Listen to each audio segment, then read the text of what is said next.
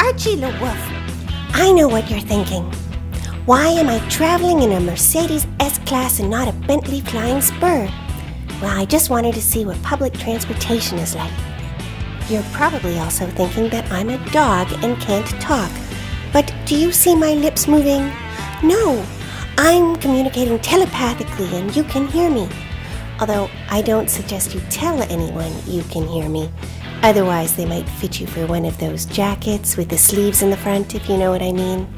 That pretty lady sitting next to me is Pepita. She's my mummy. We're on our way to Daddy's work. His name is Philippe Leboeuf. He's the General Manager of Claridge, whatever that means. We're coming in the back way so Daddy doesn't know that we're here to film this. And the first time he'll see this is right now with all of you. He's taking us to Paris for his new job, but I don't really know what he did in his old job.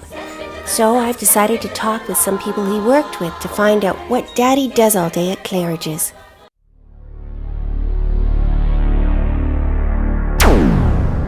What does a hotel general manager do? Well, that, I believe, is a very good question. We all wonder what they do. Absolutely nothing. We let the rest of the team do all of the work. We just get bored. Oh dear, who knows? Everything and nothing, I feel sometimes. I think pretty much wine and dine. Who knows? Good question. Don't put that in there. They are the presence of the hotel. They are around for our guests, for our staff, and they make sure that we are delivering our service. The hotel manager does a lot, actually. He's there to inspire his team, to welcome guests, he has to have an eye for detail, and he just has to, I see a hotel as being like a village, like a small town in itself, and he's basically running the show and needs to be there in all his different guises.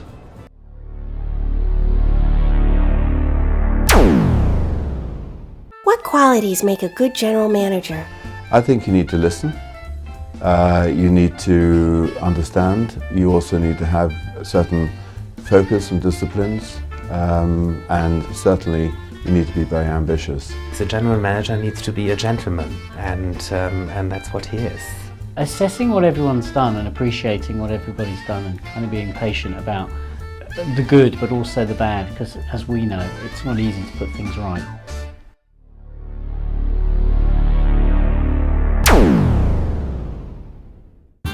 What were your first impressions of my daddy?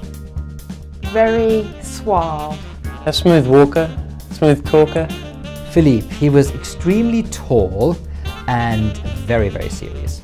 Very fit, very smart, very sort of put together and very, very tidy. Well, my first impressions of Philippe were, that's actually a very nice memory I have, because I knew him as a colleague when I was at the Connaught, and I got to know him a little bit better when I had my interview at the Dorchester with him. He took me for dinner, and he opened that conversation by describing himself a little bit, and what he actually said is, I'm kind of a black and white guy with a lot of grey. And I thought, okay, well, I like that, I can refer to that.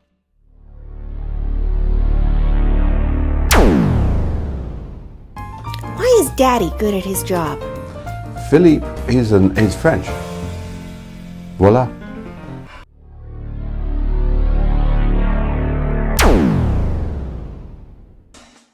What is your favorite memory of him? Me personally, of course, the highlight was completely unexpected to have a suite named after me, because I think it was a joint effort to turn his home, well, his hotel room from a hotel room into a home. So it was fun to work with him on that, but then to be actually discovering my name in front of the door is great. The first winter ball, actually. Having to get dressed up, being here just a month and a half, having to get dressed up with the rest of the team, you know, and the general manager doing that as well. It was very, very good. And that will stay with me for the rest of my life, really will. I mean, especially his costumes, you know, pretty outrageous. I think the thing I'll always remember about Philippe are his emails. They're like these little opaque poems that I never quite understand.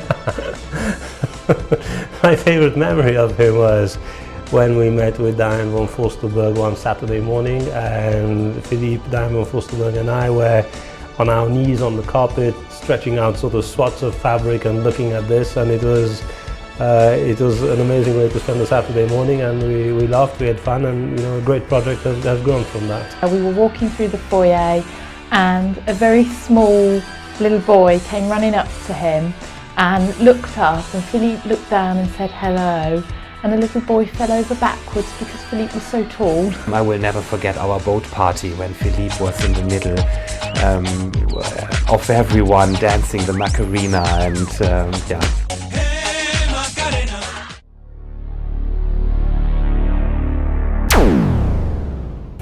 If you had to describe Daddy in one word or sentence, what would it be? Perfectionist. Passionate. Basically the sort of general manager you would love to work for and with, because he's not only someone that you basically doing what he says, but he's also discussing that with you and making a decision together. For me, the boss is an inspiring, well-traveled human being leader. I think the boss is a man everybody can look up to. I would like to say that one thing I do like about the boss is that he often says things and then realises that maybe he shouldn't have said them, and then always looks around the room for HR to make sure they're not in the room. Phenomenal. And for those that don't speak fluent French like me, that's phenomenal. Well, obviously magnifique.